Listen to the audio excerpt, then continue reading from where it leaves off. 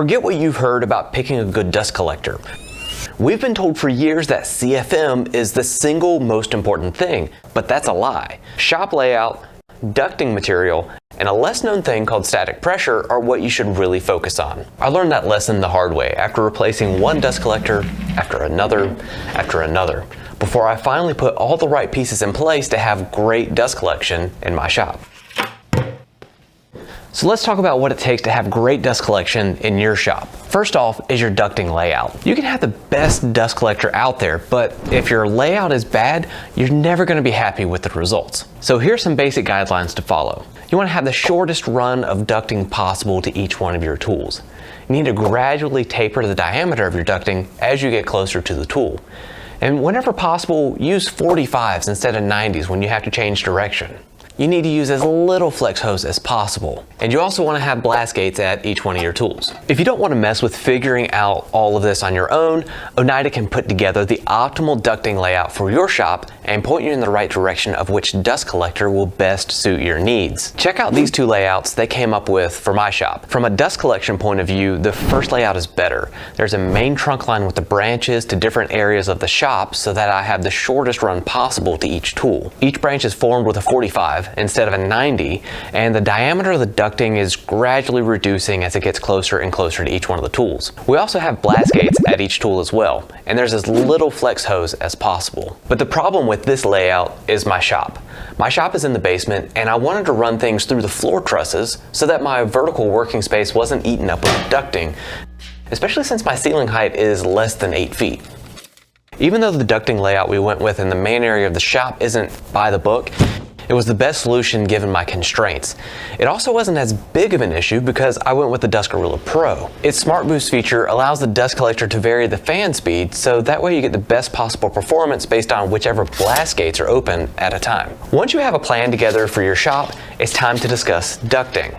There are a handful of common materials that people use for ducting in their shops, and it seriously impacts the performance you'll get from your dust collector. The most common choices are PVC pipe, snap lock ducting, spiral ducting, flex hose, but we'll talk about that later, and quick clamp ducting. Without going into every single detail about the advantages of one material over the other, here's the gist. The first three of these materials are very time consuming to install because they have to be screwed or taped together. And then all of those seams have to either be sealed up with caulk or more tape. Whenever you need to change things around because you bought a new tool, which is usually a good thing, how awesome is that? the process of moving around that ducting is pretty time consuming. What's nice is that PVC and snap lock ducting can be found at most local home improvement stores like Home Depot or Lowe's, whereas the spiral ducting or quick clamp ducting usually has to be shipped.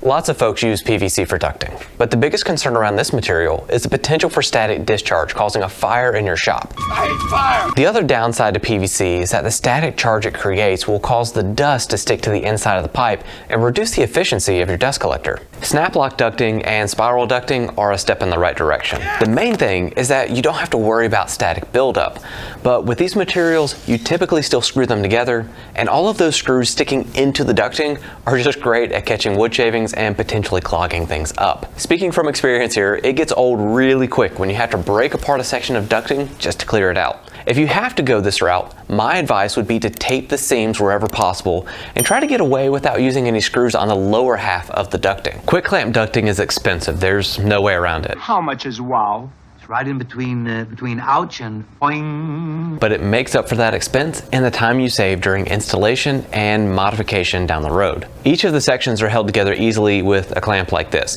It has a gasket here on the inside. All you do is slide it down the pipe, clamp it down in place, and you're good to go. You don't have to screw it or tape it or caulk it or anything because the gasket that's inside of this clamp does all of the sealing and holding at once. Just like with other materials, you'll have to make some cuts here and there to fit the ducting in place.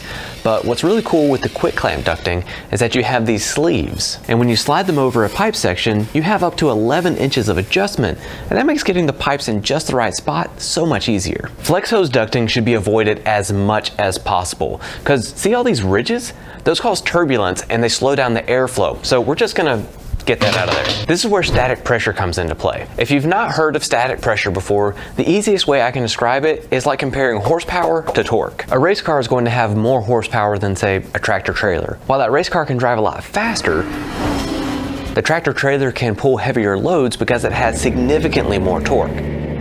The relationship between a dust collector's CFM and static pressure is similar. CFM is the measure of how fast a dust collector moves air, where static pressure is the force the dust collector moves that air with. Now, I know this is overly simplified because there are a lot of factors that go into picking out the right dust collector, but in general, as the diameter of the ducting or flex hose you're working with gets smaller, you'll need a dust collector with higher static pressure to have good dust collection and pull the air through your ducting. So when you're looking at what dust collector you need in your shop, the first thing you need to consider is what kind of tools you'll be running. If you have a shop full of tools like a table saw, planer, joiner, sander, and bandsaw that you want to have hooked up to ducting like I've done in the main area of my shop, then a dust collector like the Dust Gorilla Pro is a good choice because it has higher CFM to move air through the larger ductwork. But if you're just hooking up one tool at a time with flex hose, have tools with smaller dust ports, or your application has a longer run of hose like at a CNC, then a dust collector that produces high static pressure is what you want to go for. The Supercell, which is what I have hooked up to my CNC, is ideal for this application because in terms of static pressure,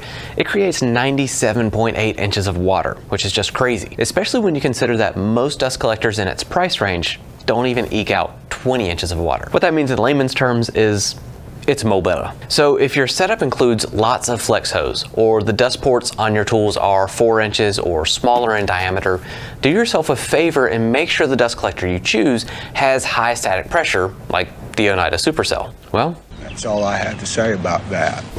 So, I'll see you next time. Whee! Oh, I'm okay.